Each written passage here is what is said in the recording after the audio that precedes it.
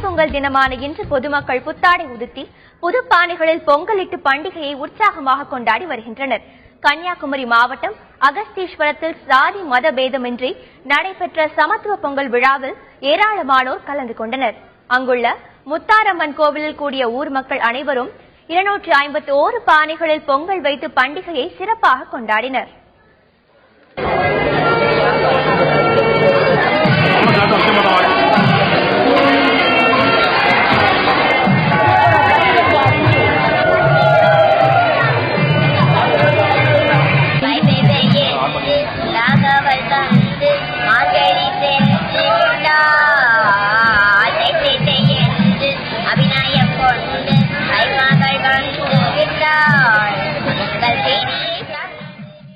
நாகை மாவட்டம் சீர்காழி அடுத்த சூரக்காடு கிராமத்தில் உள்ள சித்தர் பீடத்தில் சமத்துவ பொங்கல் கொண்டாடப்பட்டது.